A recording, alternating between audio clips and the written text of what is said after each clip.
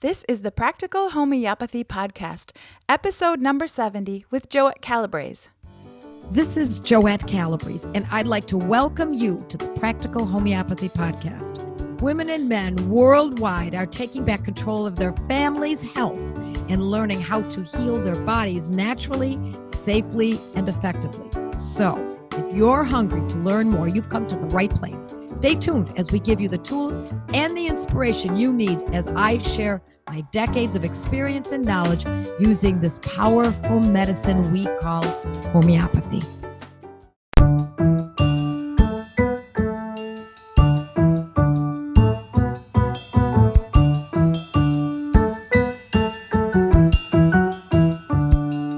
Good evening, Joette. Hi, Kate. Normally we do this in the morning, but now we're doing it in the evening. Right. It's kind of a change for us. Yes, it is. So we want to get into a different subject tonight. You are getting ready to teach another course on toxins. Tell us a little bit more about this course that you have in the works. Well, the title of the course, and this is a real mouthful, is Rethinking Detox with Practical Homeopathy. How to stop stressing about toxins and fearlessly achieve health the simple way. Okay, see if you can repeat that now. It's a long one. Yeah. So we're going to be talking about rethinking detoxification, being toxic. We're going to rethink that. I'm going to address it from the homeopathic perspective and from the practical homeopathic perspective, which is even more different than classical homeopathy, more different from naturopathy, from functional medicine, from conventional medicine, from chiropractic. This is a completely different way of viewing things. Up until about 10 years ago, I didn't hear much from clients and students about toxicity. It became more prevalent in their conversations with me in the last decade. And I believe that's because more and more folks are going to alternative practitioners, and alternative practitioners are where these ideas often emanate. But a big part of this, especially now that I've heard this so many times with so many clients and students, is it harkens back to when I suffered from toxic thinking. And it really did affect my thinking. I actually became obsessed with avoiding toxins. I had been declared as toxic by a functional medical doctor at Yale University. So I became obsessed with trying to detox my body. And let me tell you, I got pretty neurotic about it.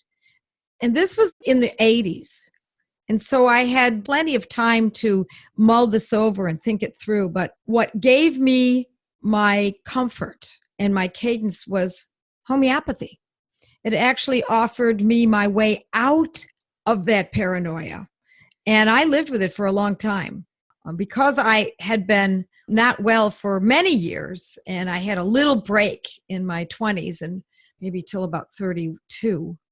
But other than those few years, I had been suffering from allergies and chemical sensitivities and asthma, etc. So you tried a lot of things, Joette, before you came to homeopathy to heal your body. Yes, I did. I used functional medicine. I used chiropractic, essential oils, years of supplements, years of all of these. This was not, let's try this month and try that the next month. Vitamin therapy, herbalism. I still hold to herbalism. I think it's an excellent method. I think that chiropractic can be also very valuable.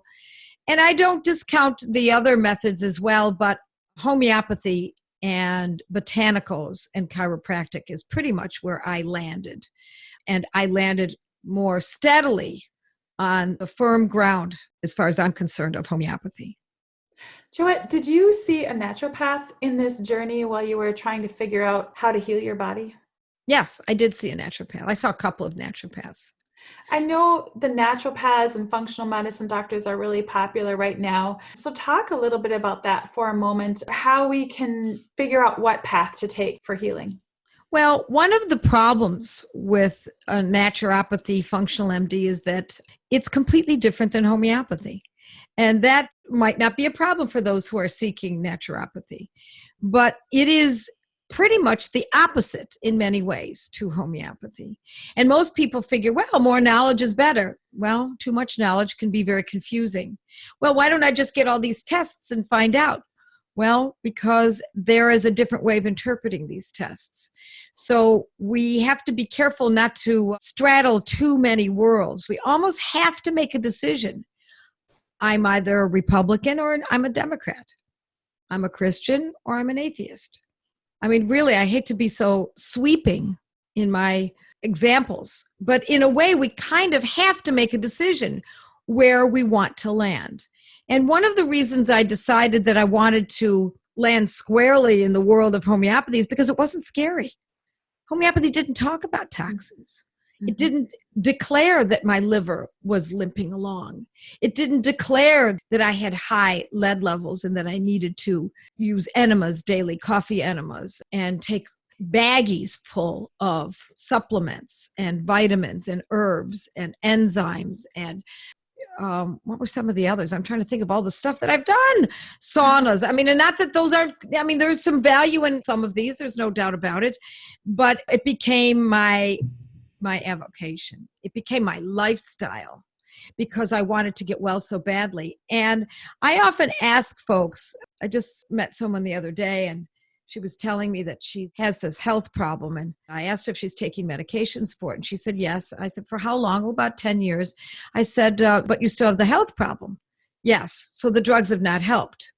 She had to pause for a second. No, I guess they haven't helped. No, they in the beginning, they helped a little bit. And so that's a good measure. Because after all the years of my going through these also strict diets and water cure and et cetera, I came to the conclusion that I was only a modicum better. It wasn't enough. For all the effort I was putting into it, it just wasn't enough value. And that's when I said, there still has to be even another better way. And as you keep asking that question, for those who seek and who have not been helped by these methods, and some people are. So if you have been, then of course you're not listening to this most likely. But if you have not been helped, you might be listening to this for that exact reason.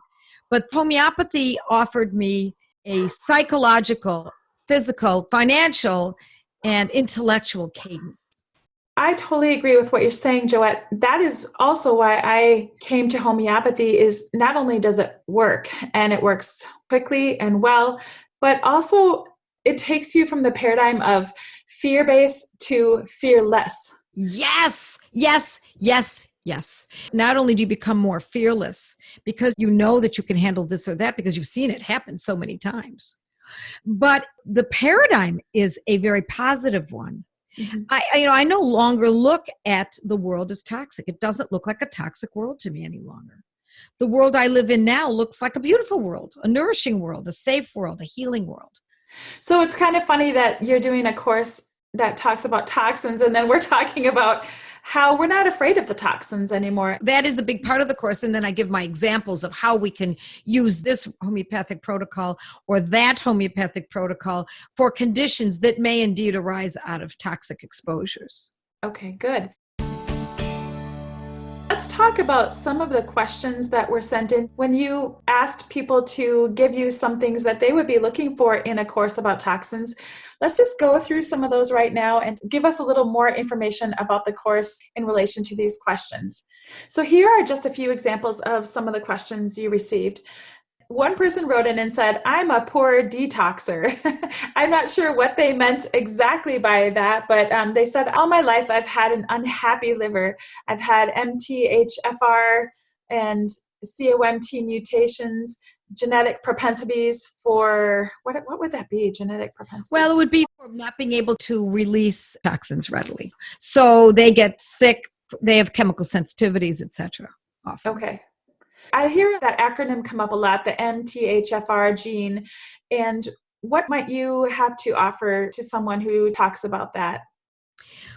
Well, the MTHFR gene was just recently become the center stage in the world of naturopathy, functional MD, medical world, etc. And I see it as the tubercular miasm. For those who are familiar with classical homeopathy and know what I'm talking about. For those who don't, it's not important that you know this, but I see it as a miasm that's coming through the family bloodline. And yeah, there are a lot of people with that MTHFR gene. In fact, just about everyone I meet with who has seen a naturopath comes out of the office with this information. I have the MTHFR gene. But that may not mean anything if they're not symptomatic, right? That's right. I believe it is pretty meaningless. At least at this point in time it is. Now, can it determine what will happen to this person in the future? Perhaps. But instead of, I have an unhappy liver, that is kind of meaningless. That's not a diagnosis. I need to know, what is the diagnosis? Neither is the MTHFR gene a diagnosis. If having that gene and an unhappy liver means this person can't digest fats, and because of that, they get bloating and nausea every time they eat meat, now we got something we can sink our teeth into. Mm-hmm. Now we can say, oh, we have a gut problem here, and the person gets bloating every time they eat fats. Now we use the homeopathic medicine that is specific to the true diagnosis. Perhaps it's colitis, that they not only get bloating, but they have diarrhea as a result of this. So colitis would be the diagnosis, and how it presents would be the bloating and nausea. So we would use a homeopathic protocol that's specific for colitis, regardless of the cause, whether the cause is from a happy liver, an unhappy liver, the MTHFR gene, or the lack of the MTHFR gene. It matters not what is being assigned to that condition. I think for our purposes, it's actually too much information. What we really need is to look at what is obvious, the diagnosis, and what the symptoms are. So we would never give a homeopathic remedy based solely on knowing that you have that gene mutation if there are no symptoms. That's right. If there's no disease, what are we treating? So you see, naturopathy, functional MD, medical doctors are looking for what's behind the curtain. We're looking at what's the most obvious. What is happening now? We also want to know what's happened in the past to a certain degree, because that gives us the idea of what the propensity for this or that might be. But we're looking at always, what is happening now? Oh, you have indigestion every time you eat. Got it. That's indigestion. That's reflux. So a conventional doctor would diagnose that as reflux, a gastroenterologist. That's what he would call it. So the person has reflux. Now, how does that present? Oh, it's only after you eat. And oh, there's indigesta that erupts and comes from the stomach and into the throat. Now we've got something. Okay, so the next question is about detoxing after vaccines and dental work. This person wanted to know, how much do we treat the symptoms versus the underlying cause? And I assume that they mean the vaccines or the dental work versus what they're experiencing after those things. Right. Well, in a way, it's too speculative. How do you know that those vaccines or that dental work have caused this or that? So without knowing absolutely, and there are circumstances in which we do know that something has caused a condition. But if we don't know, and the vaccines were 40 years ago, and now you're sick and you've made the assumption that it must be from a vaccine, we're standing on shaky ground. And so instead, we put that information aside and say, interesting, but to be honest, if you live in this world, you've had plenty of vaccines. Everyone's had them. So we want to know exactly what's going on. Again, what is the name of the condition that leads you to even wonder about cleaning up old vaccines? Oh, you have asthma. Oh, and you're thinking that the asthma must have been promulgated by a vaccine when you were 10. Well, when you had the vaccine when you were 10, did you go right into asthma at that moment? No. Okay. Did it come on a week later, 2 weeks later, a month later? No. I just always know that these vaccines are not good for me, so I'm making the assumption. No, we do not base homeopathic medical choices on supposition. We want hard, cold facts. Now, if someone's just had surgery And they were not coming out of the anesthesia very well. And ever since that anesthesia, they've had a headache. Now we can blame something. Now we can say, oh, this is likely from the anesthesia. Could also be from other aspects of the surgery too. Mind you, anesthesia is not the only thing that's used. Could have been the antibiotics, could have been the position the person was put in order to carry out the surgery. There could be others too. But if it is a very obvious type of condition that has happened time and again to many people after having used this particular anesthetic, then now we've got an etiology. Now we've got a true cause. That's a big thing in homeopathy, not well since or ever never since. Well since, right? Never well since. Yes. Yep. Yeah. Can be very valuable if you truly know what that cause was, what that etiology was. But regardless of the cause, if it's asthma, we still look at how we're going to use the remedy that's specific for asthma, or remedies specific for asthma. That's right. All right, so another question is from someone who asked, what if you have toxic lungs from inhaling dust when you've been cutting tiles or bricks? Well, that's a little more specific. If you could say it's someone who's a stone cutter, essentially. There have been stone cutters for millenniums. So we know homeopathically what medicine to use specifically for stone cutting diseases. That is very clear. If the person is, let's say, a professional stone cutter or a professional tile cutter, someone who works in a quarry and they're coughing, same thing with black lung disease, for example, we know what the cause is. Now we use the specific medicine that is used for the accumulation of that kind of a dust in the lungs and the bronchioles, in the trachea, etc. And we use how it's presenting. How is it presenting? What is the disease? Oh, they're coughing. Oh, they have episodes of gagging coughing. Okay, now we use a remedy that's specific for gagging cough. In addition to the remedy that is specific to uproot or to help the body cope with the accumulation of stone dust. I love this about homeopathy. There is a remedy for everything with so many remedy choices. It is so exciting that we don't have to, again, have that fear, because whether we live in a toxic world, whether we've been exposed to this or that, we have solutions to help our bodies heal from those things. Well, when you think about the body of works of homeopathy across all of Europe, North America, South America, and this has been used since the late 1700s in the grandest universities and the most important hospitals in our history, in American and European history, and as I said, South American history. Then we start recognizing that, my gosh, this is voluminous. There's a lot of good information regarding homeopathy and how to use it through the centuries. But way more information on the allopathic drugs that are new, and now we're finding out that the side effects can sometimes be very serious for those. So there's a lot more history with the homeopathy. Well, a lot of times we give it 20 years with a conventional drug and we'll find out what the effects are. Now it seems to be much faster than that. We find out a little bit sooner. But I still don't believe that it has gotten out to the general public how dangerous antibiotics can be, steroids can be, use of the birth control pill. And I also don't want anyone to believe that I think those drugs should never be used. I just think that they're grossly overused, and they're depended upon far too much and used too readily, too early in a condition before we even can do anything to uproot the condition rather than just suppress it. All right, here's another question. What about detoxing from chemotherapy since cancer is so rampant? Oh, there are homeopathic medicines that are specific for detoxing from chemotherapy. And many people use it while they're taking the chemotherapy to help them not lose their hair, to help them not become as nauseous. The same thing with radiation treatment.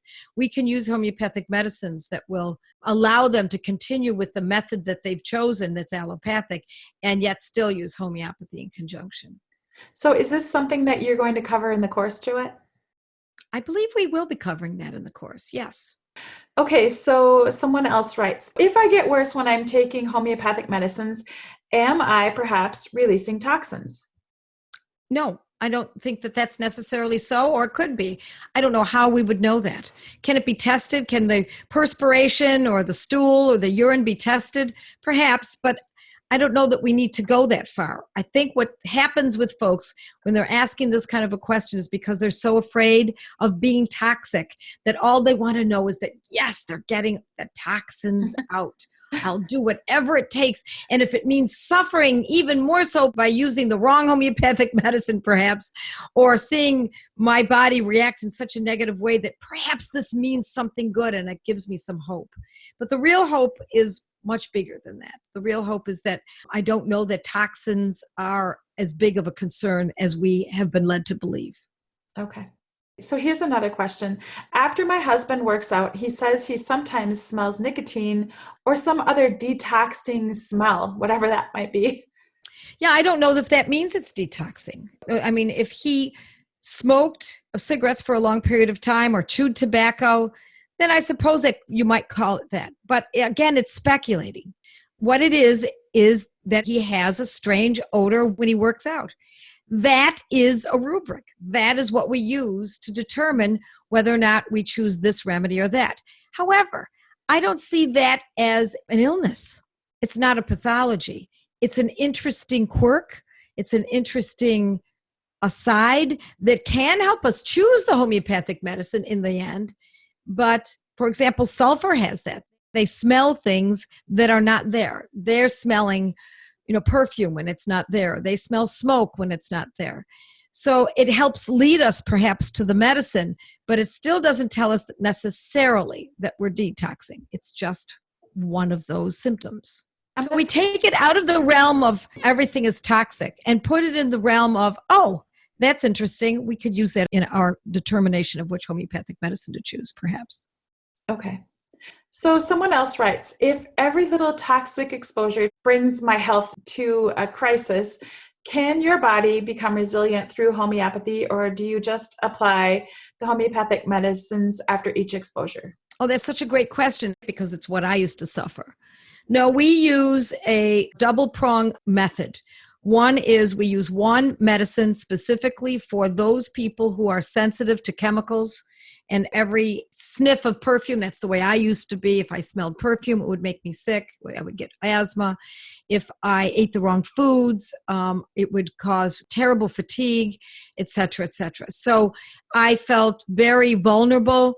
And once I learned how to do this, I learned how to take a homeopathic medicine. Now, for me, it was arsenicum album that helped time and again.